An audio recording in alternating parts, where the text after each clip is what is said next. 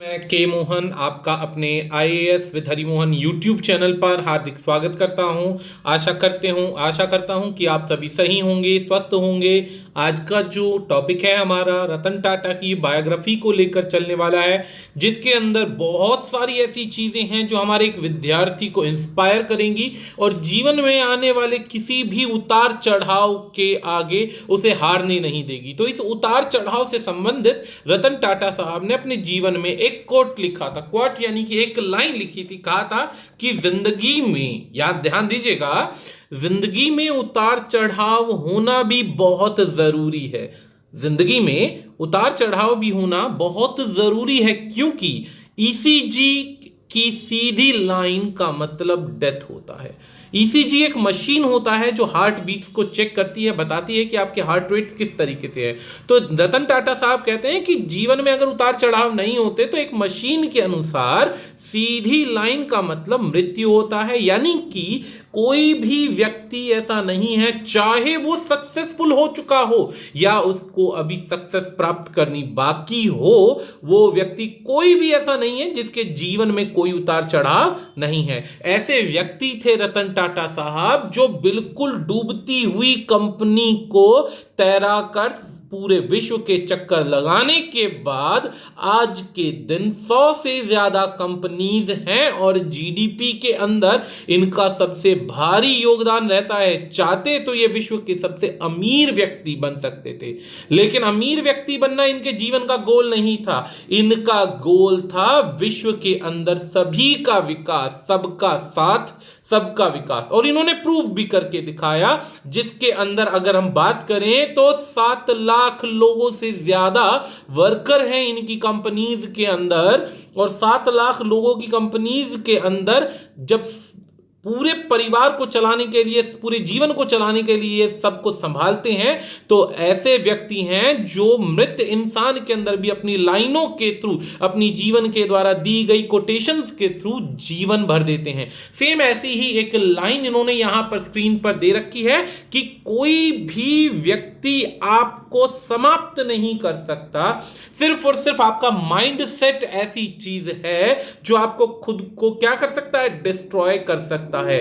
हिंदी भाषा में कहते हैं कि जबान ही गिरा दे और जबान ही इंसान को सरताज या सर पर बिठा दे। इसीलिए एक लाइन लिखी थी, none can destroy iron but its own rust can. यानी आयरन को कोई डिस्ट्रॉय नहीं कर सकता, सिर्फ उसका जो जंग है उसी को मार देता है। सेम इंसान को भी उसके जीवन के अंदर लगने वाला जंग ही, यानी कि रस्ट यानी आलस या कमियां ही उसको हरा देती हैं। ऐसे थे रतन टाटा साहब के बोल। तो चलिए शुरुआत करते हैं रतन टाटा साहब की बेसिक जानकारी से, फिर एक कहानी के जरिए हम आपको बताएंगे कि रतन टाटा 1937 में 28 दिसंबर को पैदा होते हैं एक इंडस्ट्रियलिस्ट परिवार में, और टाटा सन्स का नाम होने की वजह से चेयरमैन बनते हैं टाटा ग्रुप के। 1990 से 2012 के बीच में लगभग ये 20-21 साल पूरे के पूरे समय चेयरमैन रहे।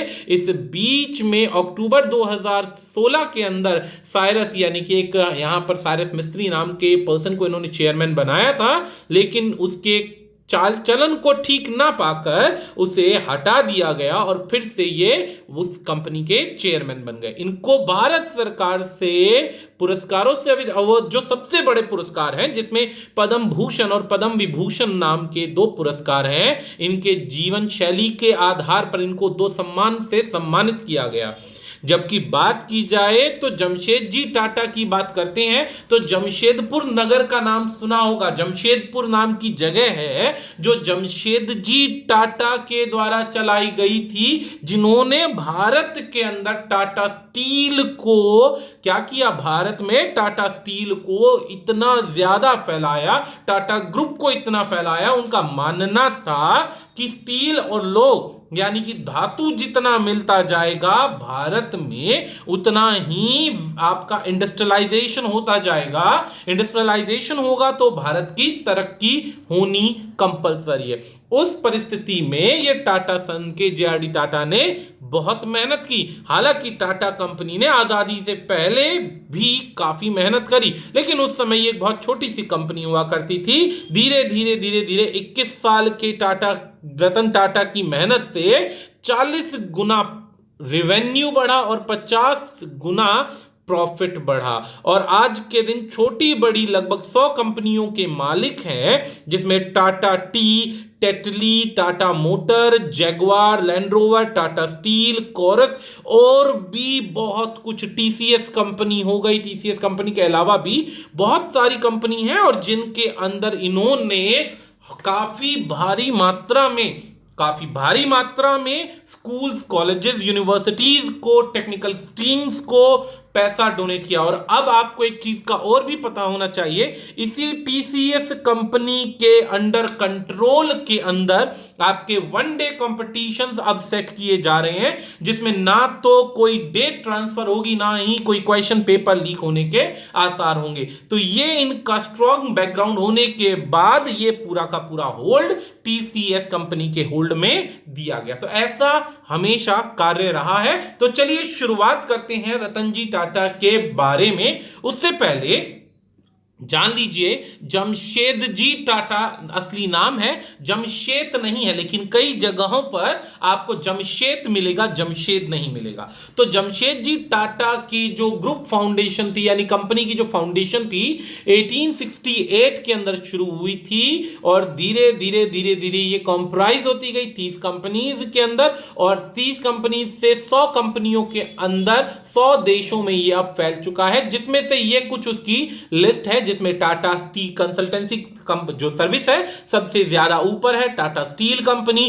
टाटा मोटर्स का तो नाम सभी ने सुना होगा, जिसके अंदर टाटा नैनो इनका नंबर 1 ब्रांड बनना था, लेकिन ड्यू टू सम रीजन नहीं बन पाया। टाइटन कंपनी लिमिटेड हो गया, टाटा केमिकल हो गया, पावर हाउसेस हो गए, इंडियन होटल्स कंपनी लिमिटेड, बहुत लंबी चेन है इनकी। इसके अलावा टाटा सॉल्ट, टाटा टी, बहुत सारी हैं। इनके रिवेन्यू की बात करें, एम्प्लॉयज की बात करें, प्रॉफिट की बात करें, तो स्क्रीन पर लिखे नंबर को देखकर आप समझ सकते हैं कि कितना बड़ा रिवेन्यू है। 8,03,000 करोड़, 8,30,000 करोड़ का टोटल रिवेन्यू है।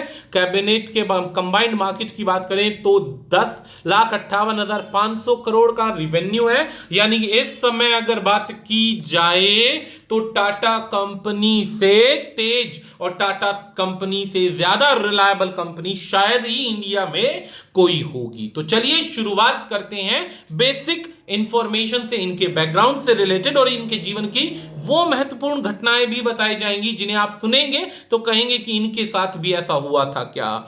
तो ध्यान दीजिए, सबसे पहला इनकी वही एक कोटेशन, और ये हमारे विद्यार्थियों को काफी फायदा देगी, इंस्पायर करेगी। यदि आप अकेले तेज चलना चाहते हैं, if you want to walk fast, walk alone, अकेले चलिए, तेज चलेंगे, लेकिन तेज चल पाएंगे कुछ ही समय के लिए और उसके बाद थोड़े समय बाद थक कर बैठ जाएंगे। लेकिन आप दूर तक चलना चाहते हैं, लंबे समय तक चलना चाहते हैं और चाहते हैं कि आप कहीं फेल ना हो, फ्लॉप ना हो, तो वॉक टुगेदर, समुदाय बनाइए, कंपनी बनाइए, अपने आप को इस तरीके से बनाइए कि आपको रुकना ना पड़े और आपके पीछे आपकी पूरी फौज हो। तो चलिए रतन टाटा साहब के बारे में कुछ इंटरेस्टिंग फैक्ट्स को जानते हैं। तो सबसे पहली चीज है, रतन टाटा साहब बंबई में पैदा हुए थे, जो कि आज मुंबई के नाम से है। 28 दिसंबर 1937 को नवल टाटा के घर में सूरत में पैदा हुए थे और बायोलॉजिकल मैटरनल जो ग्रैंड मदर थी वो हीराबाई टाटा थी, जो वाइफ थी जमशेद जी टाटा की। तो जमशेद जी टाटा तो नाम जब लास्ट में जुड़ ही गया तो फिर टाटा कंपनी अपने आप में ही उस टाइम पीरियड में भी रईस थी। तो सोने की चम्मच जैसे होता है ना, बच्चा पैदा होता है तो चांदी की चम्मच लेके पैदा होता है, लेकिन इनके बारे में कहा जाता है कि ये सोने की चम्मच लेकर पैदा हुए थे। बायोलॉजिकल ग्रैंडफादर जो थे हॉर्मुस जी टाटा बिलोंग करते थे बहुत बड़ी टाटा फैमिलीज को।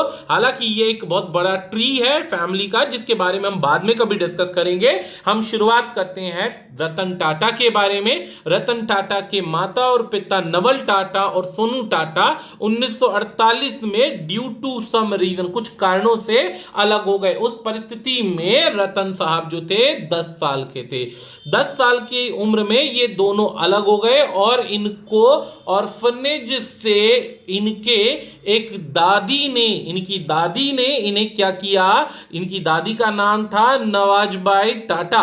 नवाजबाई टाटा ने इन्हें पारसी ऑर्फनेज से अडॉप्ट किया। हालांकि इनके जो हाफ ब्रदर हैं नियोल टाटा, सेकंड मैरिज से जो हुए थे उनके बारे में बात हम नहीं कर पाएंगे अभी, लेकिन वो भी इन्हीं के साथ बॉर्न एंड बॉटअप यानी कि एक तरीके से बड़े हुए, लाइफ चली। लेकिन इनकी पहली भाषा रतन जी की थी, वो थी गुजराती।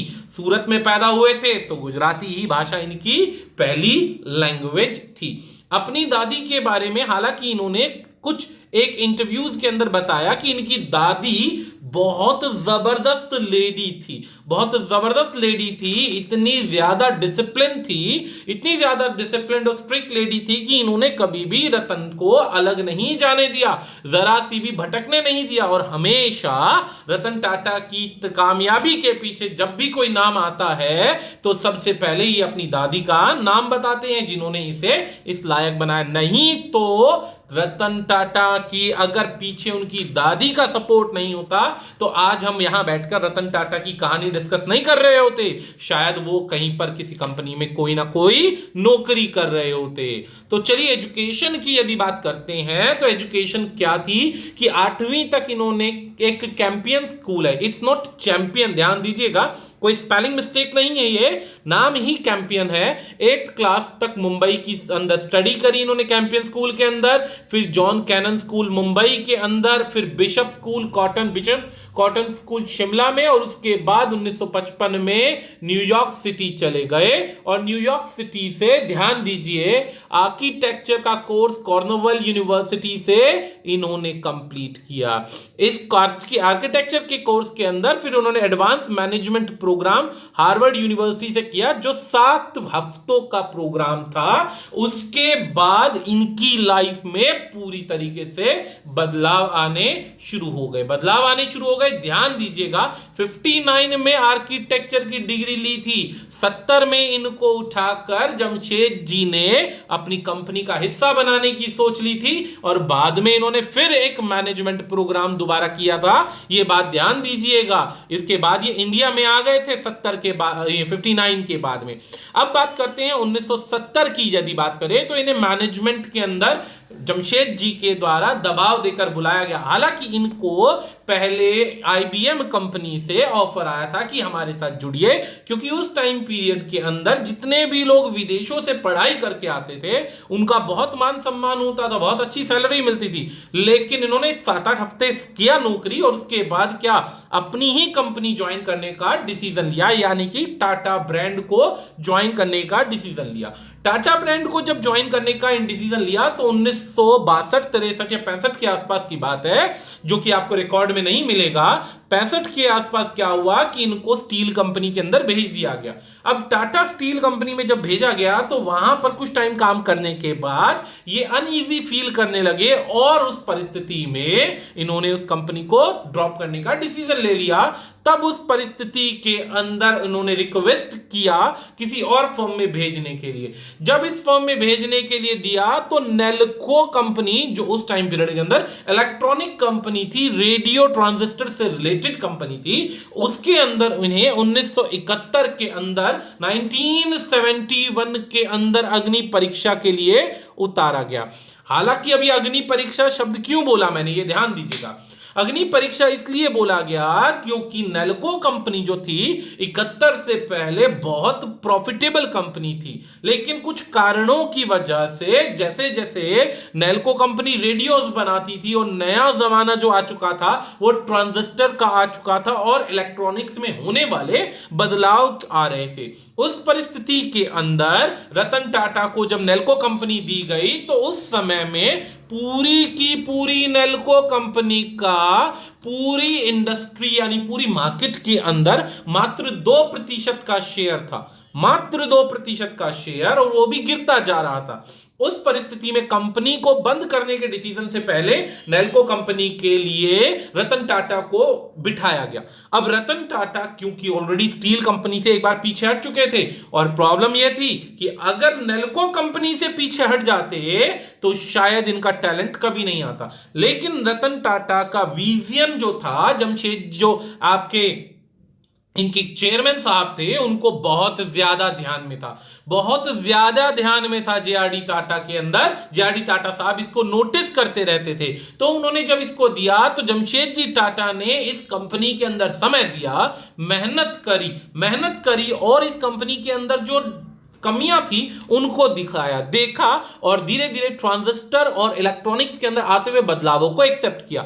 10 साल लग गए दोस्तों। 10 साल के अंदर इनकी एफर्ट से 1971 से 10 साल यानी 81 तक इनकी मेहनत से डूबती हुई नेल्को कंपनी सारे कर्जे उतार देती है। कर्जे उतारने के बाद एक प्रॉफिट स्टेट में आ जाती है और 25% का शेयर तक हो जाता है।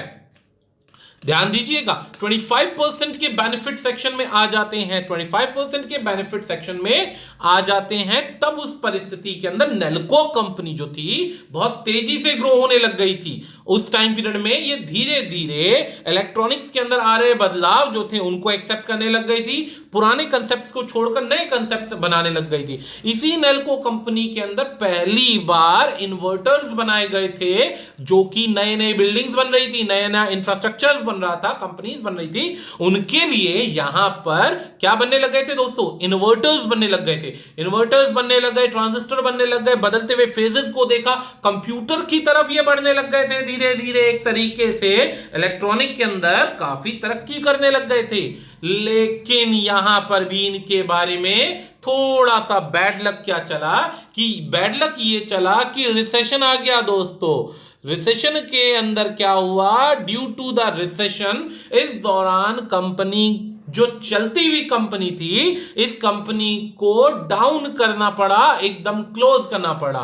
इस कंपनी के होने वाले बेनिफिट्स को, यानी उस समय की बेनिफिट वाली कंपनी को इकोनॉमिक स्लोडाउन की वजह से बंद करना पड़ा, याद रखिएगा। लेकिन जो रतन टाटा की दूरदर्शिता थी, उन्होंने इस कंपनी को बंद किया और इसी कंपनी के प्रोजेक्ट को आगे चलकर टाटा कंसल्टेंसी सर्विसेज के अंदर बदल दिया। अब जैसे जैसे जेआरडी टाटा ने नोटिस किया रतन टाटा की प्रोग्रेस और एफर्ट्स को, रतन टाटा की प्रोग्रेस और एफर्ट्स को आगे बढ़ने के नाम पर जैसे जैसे बढ़े, तो उन्होंने इन्हें अपना सक्सेसर घोषित कर दिया। सक्सेसर घोषित कर दिया कि नई कंपनी के अंदर उनके बाद, जो जेआरडी टाटा के बाद रतन टाटा, यानी इनकी कैपेबिलिटी को देखकर उन्होंने अपने बच्चों को नहीं, सीधा रतन टाटा को आगे फेस किया।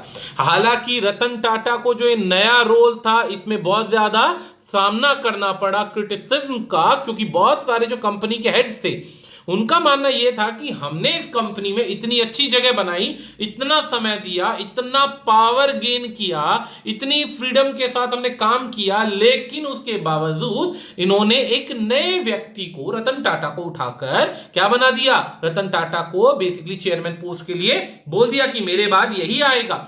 तो इस परिस्थिति में बहुत ज्यादा क्रिटिसिज्म हुआ, लेकिन जेआरडी टाटा की जो क्वालिटी थी, टैलेंट था और जो दूरदर्शिता थी, विजन था, उन्होंने, रतन टाटा ने क्या किया?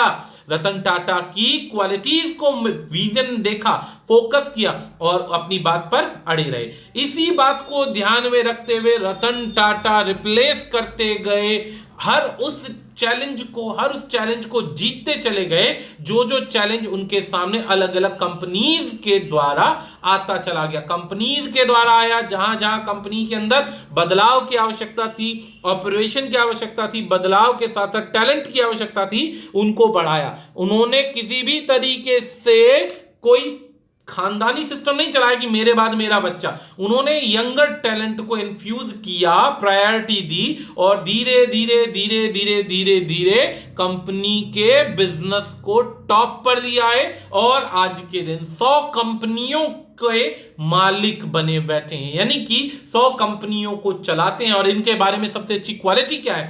बेशक प्राइवेट कंपनी है, लेकिन प्राइवेट कंपनी के बाद भी टाटा कंपनी की सबसे बड़ी क्वालिटी ये रहती है कि ये हमेशा अपने जूनियर्स का, अपने ऑफिस स्टाफ का, अपने एम्प्लॉयज का पूरा ख्याल रखते हैं। और इनकी एक सबसे बड़ी क्वालिटी ये है कि ये कभी भी अपने पुराने टाइम पीरियड से, जेआरडी टाटा के टाइम पीरियड से बोला जाता है कि ये कभी भी अपने जूनियर्स को अगर छुट्टी हो, लॉस हो, तो उसके लिए अकेले रिस्पॉन्सिबल नहीं ठहराते, उनको मौका देते हैं रिकवर करने का, तरक्की करने का। इससे रिलेटेड एक और इंटरेस्टिंग बात यह है कि जो अपने 21 साल का जो आपके टाटा साहब थे, रतन टाटा साहब, इनका जो 21 साल का करियर रहा, इन्होंने छोटे बड़े मिलाकर 40 गुना तो रेवेन्यू जनरेट किया उस परिस्थिति के अनुसार, और प्रॉफिट किया 50%। जहां पर सेल की बात की जाए तो इस समय हर ये कॉमोडिटी बेचते हैं जिसके अंदर रिक्वायर्ड होती है, देश के अंदर बड़े बड़े ब्रांड्स की रिक्वायरमेंट होती है, उन सभी में टाटा का सबसे आगे नाम होता है। अब आप भरोसा नहीं करेंगे कि आप सुबह उठते हैं, आंखें खोलते हैं तो टाटा के नाम से ही आपको टाटा टिटली टी की आवश्यकता पड़ती है। टाटा टी यानी सुबह से लेकर रात तक आप अपने आसपास चारों तरफ टाटा से घिरे हुए हैं। व्हीकल्स की बात करें तो लगभग 45% का शेयर पूरी रोड पर व्हीकल्स का टाटा के नाम से चलता है, जिसमें आपके कमर्शियल व्हीकल बसेस हो गई, मार्को पोलो की बसेस हो गई टाटा के नाम से, और बसेस के अलावा और भी बहुत सारे शेयर्स होते हैं। इवन दैट इस समय जो एग्जाम कंडक्शन का भी सेक्शन है ये इसी के बारे में है।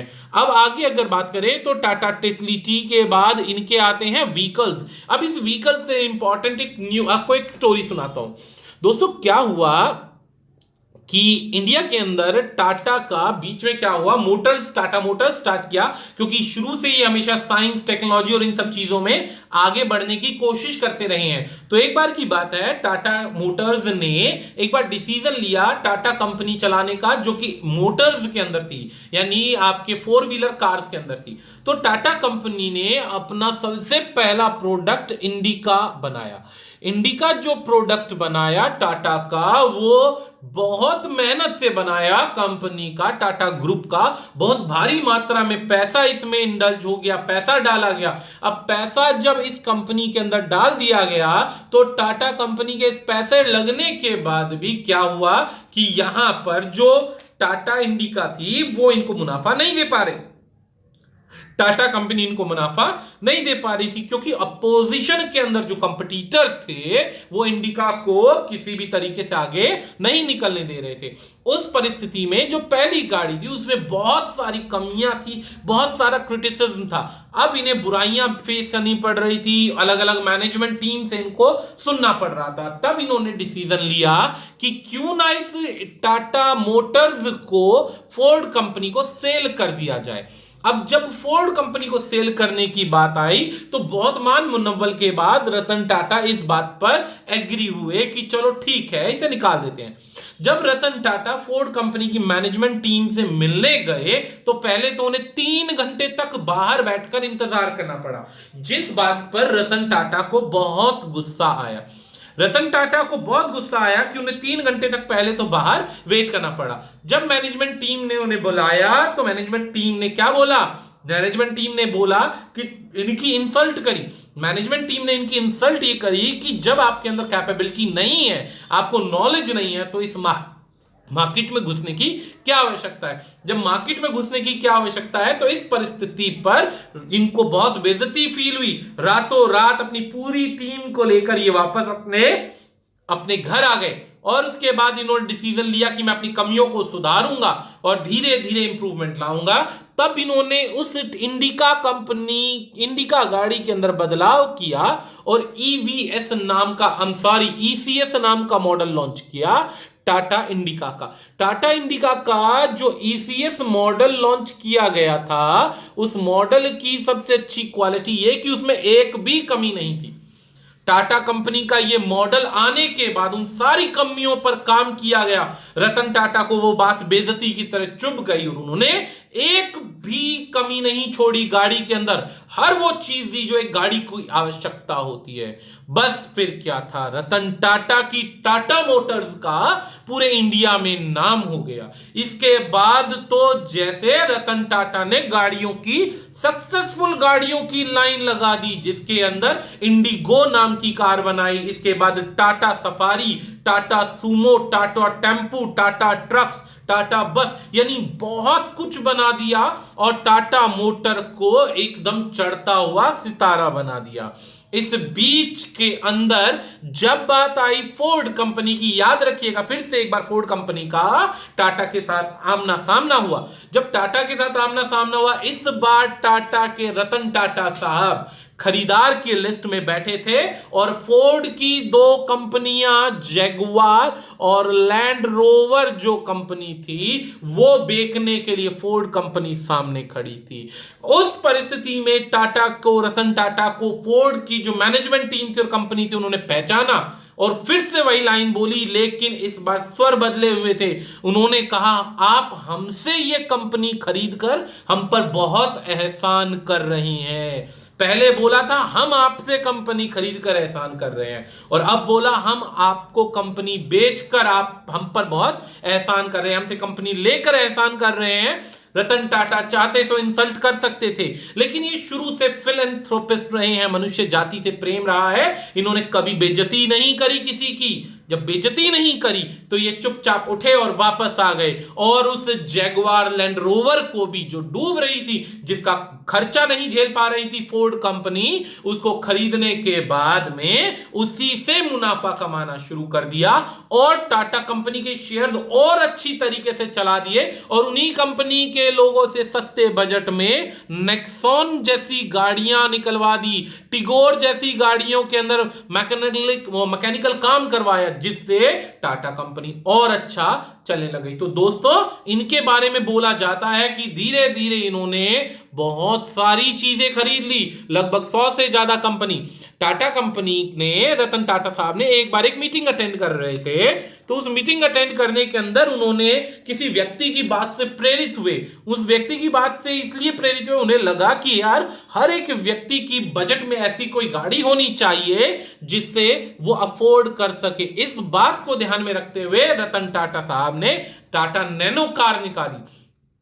अब जो टाटा नैनो कार बनाई वो लाख रुपए की बनाने की वचन दिया गया और खूब ज्यादा इसकी मार्केटिंग हुई बिना कुछ किए।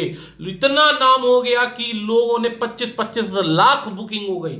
1.5 लाख की कार की 25 लाख बुकिंग। अब टाटा कंपनी टेंशन में आ गई कि इतनी बुकिंग पूरी कैसे करे, और एक साल का टाइम होने लगा। तो फेलियर का कारण पहली बार किसी कंपनी की लॉन्ग बुकिंग रही, अन्यथा ये कंपनी, ये गाड़ी फेल नहीं होनी थी। और इस गाड़ी से बाहर के देशों में भी काफी ज्यादा क्या की जा रही है, इनको सेल किया जा रहा है।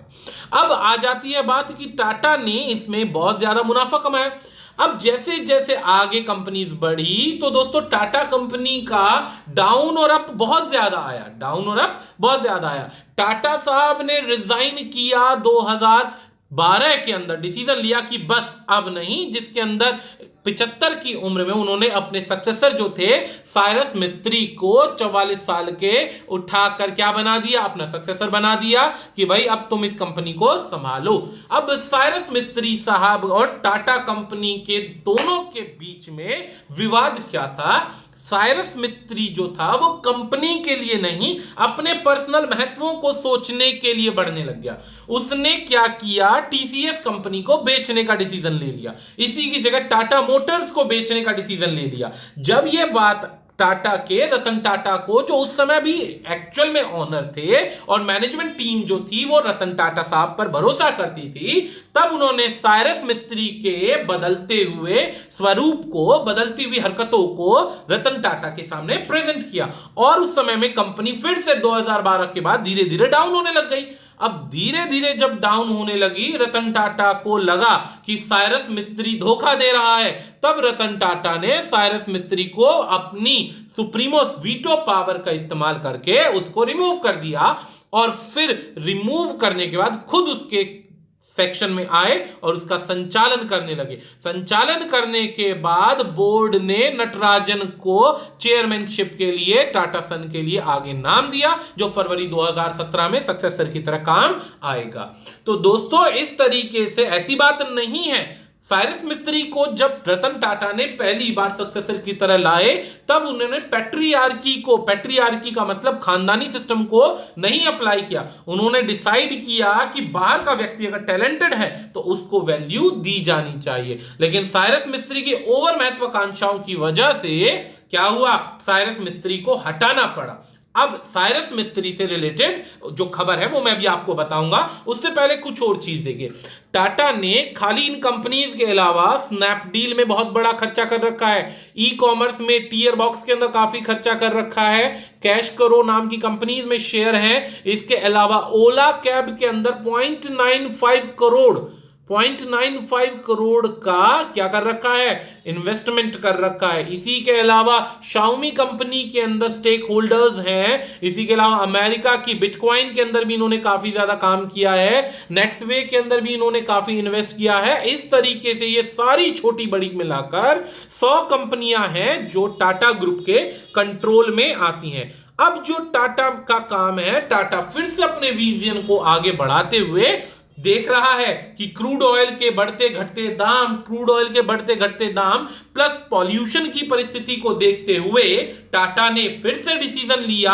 और डिसीजन क्या लिया इस बार जो था वो सबको हिला देने का था, इलेक्ट्रिक व्हीकल्स की तरफ। अब इलेक्ट्रिक व्हीकल्स की तरफ टाटा को बढ़ना था और फर्स्ट बैच लॉन्च करना था टिगोर के नाम से, एक ऐसी गाड़ी जो बनी थी जैगुआर वेगुआर के बायोटेक्निकल टीम के अंडर, और इलेक्ट्रॉनिक व्हीकल को चलाना था और उसको सपोर्ट करना था। और 2030 तक कंपनी ने इस इलेक्ट्रिक ड्रीम को पूरा करने का डिसीजन लिया। हालांकि 2030 से पहले ही टाटा कंपनी ने नेक्सॉन टाटा का एक वेंचर गाड़ी है, बहुत कामयाब गाड़ी है दोस्तों। इस गाड़ी को इलेक्ट्रॉनिक कार के रूप में पेश कर दिया है, जिसकी कॉस्ट मात्र 15 लाख रुपए रखी गई है। हालांकि बुरा लगेगा, कहेंगे कि 15 लाख रुपए मात्र कैसे हो सकता है, लेकिन दोस्तों एक ऐसी गाड़ी जिस पर आपको मात्र 50 रुपए से 150 रुपए की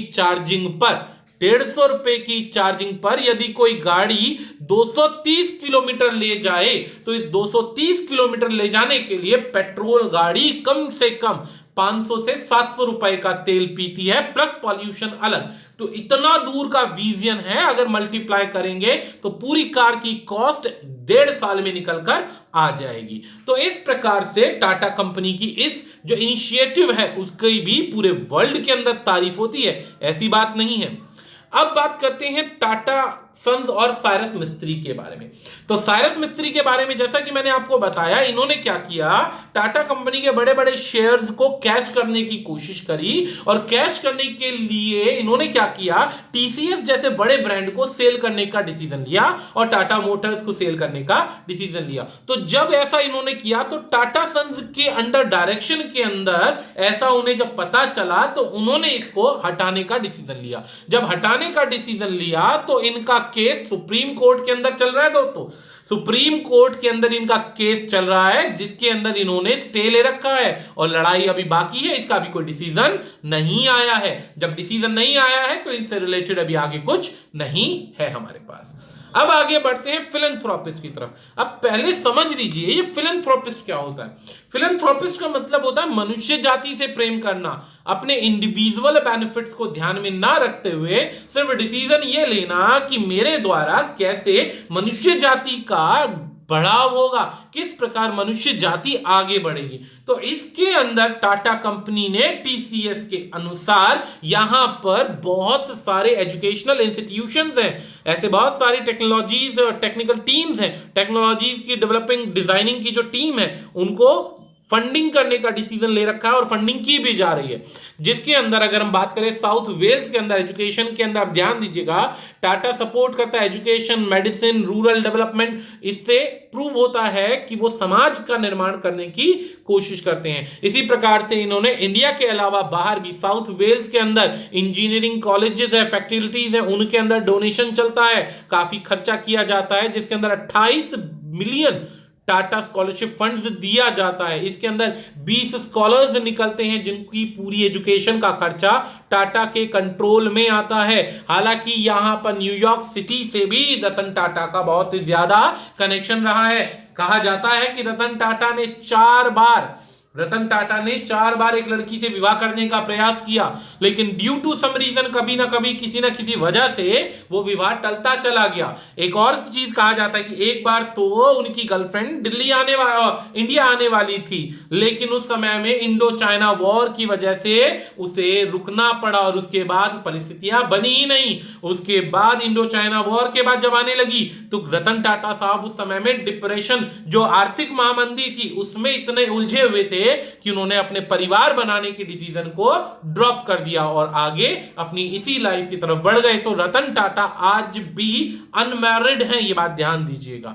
इसी प्रकार टाटा कंपनीज जो हैं चैरिटी करती हैं। 50 मिलियन की चैरिटी की है हार्वर्ड बिजनेस को उठाने के लिए, हार्वर्ड बिजनेस स्कूल को उठाने के लिए। जिस बिल्डिंग को बनाने के लिए 100 मिलियन का खर्चा था, इसमें 50 मिलियन का खर्चा जो था टाटा कंपनी ने किया। इसको बनाया गया 155,000 स्क्वायर फीट के अंदर, जिसमें 180 बेडरूम्स बनाए गए, बच्चों की मल्टीपर्पज स्पेसेस को पूरा किया गया ताकि आगे एक अच्छे भविष्य का निर्माण हो। इसी प्रकार से टाटा जो कंसल्टेंसी टीम है, कंसल्टेंसी सर्विस है, इन्होंने अब तक का लार्जेस्ट जो डोनेशन है वो दिया है कार्निग मेलन यूनिवर्सिटी, जो कि रिसर्च कॉग्निटिव के लिए, सिस्टम्स के लिए, ऑटोमस व्हीकल्स के लिए काम करती है। इसी के बाद 35 मिलियन यानी 48,000 स्क्वायर फीट की जो बिल्डिंग है उसको बनाया गया टीसीएस हॉल के नाम पर। इसी प्रकार से टाटा ने 2004 के अंदर इंस्टीट्यूट ऑफ टेक्नोलॉजी बॉम्बे के अंदर सेंटर बनाया और उसमें भी भारी मात्रा में इन्वेस्टमेंट किया। क्या कहा जाता है कि टाटा के जितनी दिलदारी, यानी टाटा कंपनी के जितनी दिलदारी इंडिया में क्या पूरे विश्व में नहीं है, जहां पर वो अपने प्रॉफिट का इतना बड़ा सेक्शन डोनेट करते हैं। अब बात आ जाती है टाटा की अचीवमेंट्स की। तो टाटा कंपनी की जब नाम ही आ गया 100 से ज्यादा कंपनीज को खरीदने का, तो ऑटोमेटिकली अचीवमेंट्स तो आपको पता चल ही गई होंगी।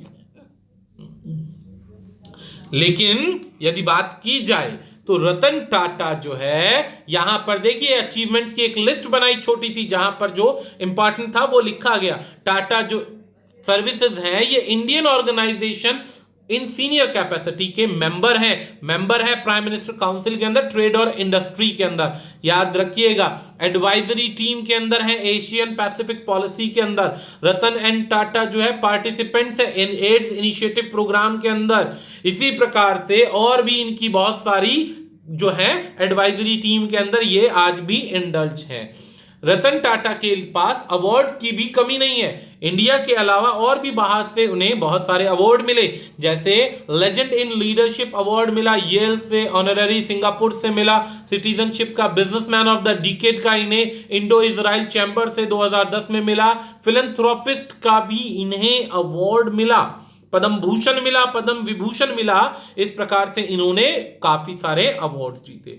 यहां पर कुछ ऑब्स्टिकल्स हैं जो मैं ऑलरेडी वैसे तो डिस्कस कर चुका हूं, फिर भी बता दिए जाते हैं कि जिसके अंदर ये लैंड रोवर और जैगवार कंपनी के अंदर फोर्ड के फेलियर की वजह से इन्होंने उसे परचेज किया और बहुत बड़ा अमाउंट पे किया। हालांकि उस परिस्थिति के अंदर इन्हें उसे परचेज करने के अंदर काफी ताकत लगानी पड़ी, काफी मुसीबतों से झेलना पड़ा। एक टाइम पीरियड ऐसा आया था कि लोग यहां तक कहने लग गए थे कि टाटा कंपनी जैगवार और लैंड रोवर को खरीदने के नाम पर खुद कहीं बर्बाद ना हो जाए। लेकिन रतन टाटा ने अपने चैलेंजेस को पूरा किया और ना ही सिर्फ पूरा किया, उससे मुनाफा भी कमा कर दिखाया। इसके लिए उन्होंने काफी सारे फंड्स भी कलेक्ट किए थे, लेकिन due to some reason cash liquidity खत्म हो गई और टाटा कंपनी में आपस में डिस्प्यूट्स होने के बातें सुनी गई थी। अब कितना सही है कितना गलत, ऐसे अभी कुछ एग्जैक्ट पोजीशन नहीं है। इसके अलावा फाइनेंशियल क्राइसिस के अंदर ऑटोमोबाइल सेक्टर ने भी इनको अफेक्ट किया। उस परिस्थिति में जीडीपी ग्रोथ डिक्लाइन हुई, महंगाई बढ़ी और वैल्यूज बढ़ी पेट्रोल डीजल की। तो उस परिस्थिति में भी इंडिया के साथ साथ टाटा कंपनी को भी काफी सफर करना पड़ा। तो इस बात से प्रूव होता है कि रतन टाटा कहने को विश्व के सामने एक बहुत बड़े आइकन है, बहुत बड़े आइकन है, लेकिन परेशानियां तो दोस्तों उनको भी झेलनी पड़ी, परेशानियां तो उन्हें भी झेलनी पड़ी। बिना मुसीबत के सीधा रास्ता तो ईश्वर ने किसी को दिया ही नहीं है, याद रखिएगा। लेकिन हर मुसीबत से, जिस प्रकार से रतन टाटा ने हर मुसीबत को पार किया और पार करने के बाद एक नई ऊंचाई को हासिल किया, ये एक चैलेंज होता है, एक्सेप्ट करने वाले ही जीतते हैं और संसार के आगे नाम बनाते हैं। तो आज का ये टॉपिक हम यहीं पर समाप्त करते हैं। आशा करते हैं आपको ये सारी डिटेल्स समझ में आई होंगी। इसी प्रकार के टॉपिक्स आपको हम दिखाते रहेंगे। सब्सक्राइब करते रहिए, शेयर करते रहिए, लाइक करते रहिए, ताकि हम आपके लिए और भी ऐसे टॉपिक्स लाते रहें। धन्यवाद।